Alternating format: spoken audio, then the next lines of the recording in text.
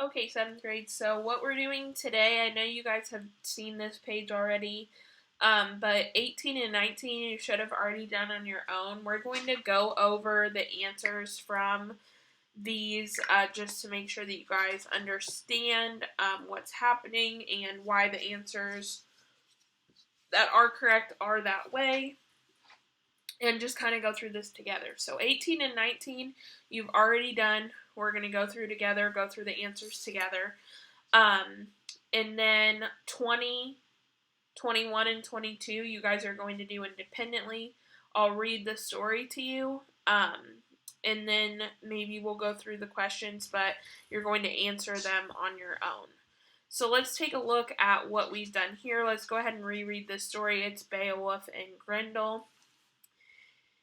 So, with our little close reading friend here, he says, I know that a myth is a story set in a time and place unlike my own. Myths are also often have fantastical creatures.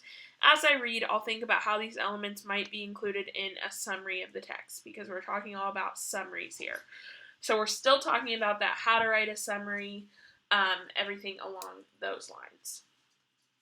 So, it also says circle details that reveal the central conflict in the story and which characters are most affected.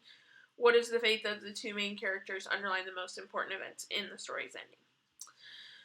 So, it says, long, long ago, there lived a great king named Hrothgar, who benevolently ruled over Denmark and its people. Every night the king hosted great feasts in Harrett Hall and joined in the merriment as songs were sung and stories were told.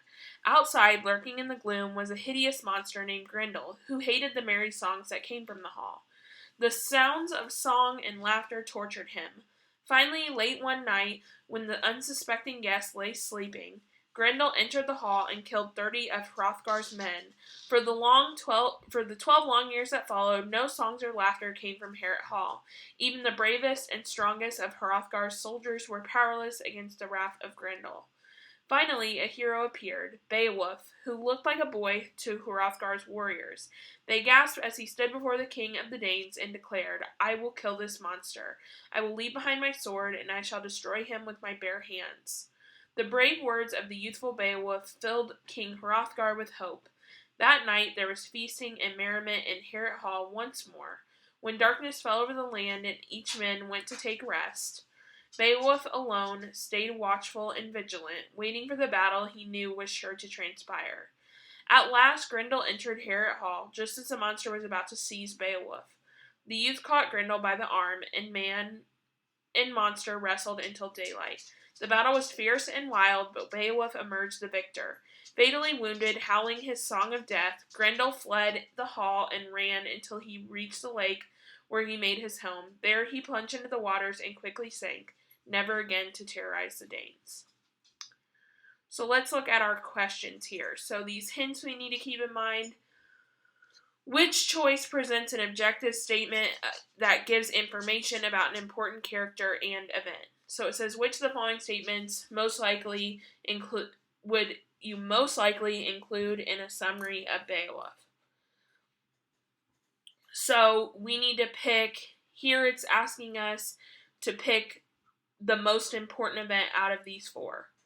Okay? So an example I gave someone last week was if I'm telling you a story about how I lost my dog and my dog got brought back to me, okay, and I tell the story, and this is how I tell the story. I say, well, it was last night, and I was wearing a pink shirt, and I was walking my dog, and then I tripped, and I accidentally dropped the leash, and my dog ran away. So I went home, and I had pizza for dinner, and then I got a call, and someone said they had found my dog and they brought him back to me.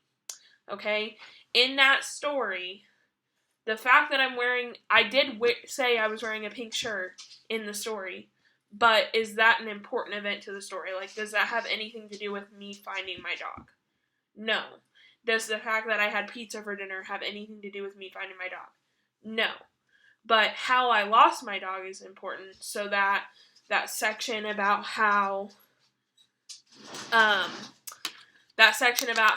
I tripped and then I dropped the leash, that's one important event.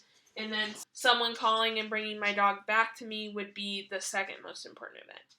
So with that in mind, it says, which of the following statements would you most likely include in a summary of Beowulf and Grendel? Harrett Hall was once King Hrothgar's favorite place. Grendel preferred to live in dark, gloomy places. Hrothgar shows weakness compared to the courageous Beowulf. And Beowulf promised King Hrothgar that he would kill Grendel. So which of these is like the main point of the story? So let's go ahead and eliminate some answers before we make a decision. So Harrett Hall was once King Hrothgar's favorite place. Does this story really have all that much to do with King Hrothgar and like what he's actually doing? No. So the fact that it's his favorite place doesn't have anything to do with what actually happens in the story, right? So we can go ahead and eliminate A. Grendel preferred to live in dark, gloomy places. Okay, that might be true. Again, is that the most relevant thing to the main event that happened in the story? No, so we can go ahead and eliminate B.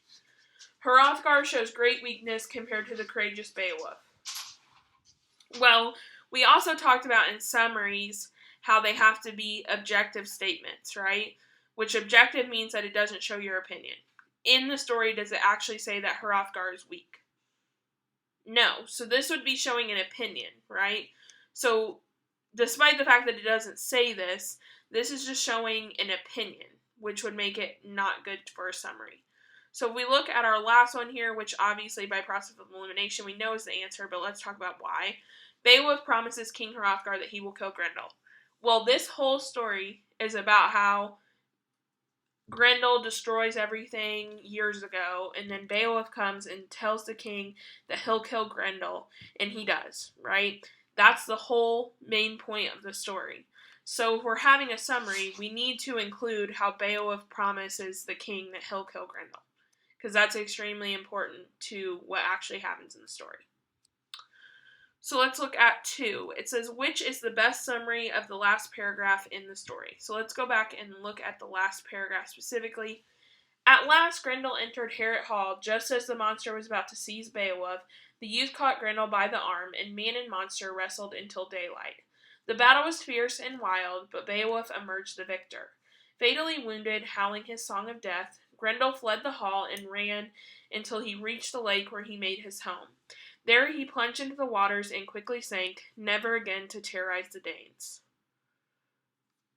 So let's go back to page 19. Which is the best summary of the last paragraph? So A says, Beowulf and Grendel have a fierce and unrestrained battle. That's true, right? So we'll go ahead and leave that as a possible answer. Beowulf defeats Grendel, who returns to his lake to die. Also very true and also very important. So we'll leave that one. Grendel howls a song of death when he flees the hall.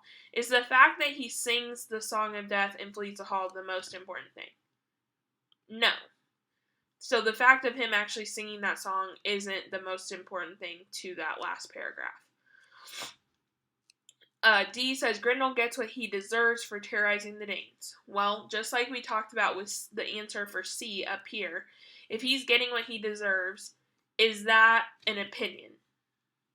Yeah, because some people could say that Grendel didn't deserve to die, right? They could say that. So we can't, that's not objective. It's not without opinion. That has an opinion in it, so it can't be part of our summary. So A, again, says Beowulf and Grendel have a fierce battle. And then this B says Beowulf defeats Grendel, who returns to his lake to die. Which of those is the best part to have in the summary? So A, it's important that they had a battle. But the whole resolution of the entire story is the fact that Grendel dies, right? So if that's the end of the story, that's going to be the most important way that we summarize that last paragraph. Because this is the end, the resolution, the conclusion to the entire story. So we have to have that in our summary.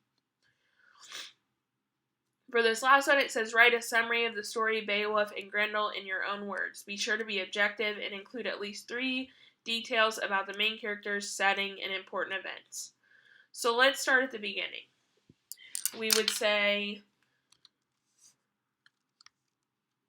well, we can look back at our answers too. We can say Beowulf,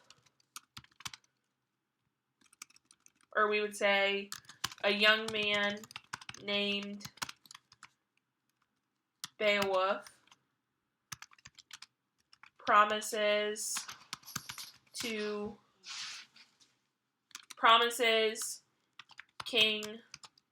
Hrothgar that he will kill Grendel.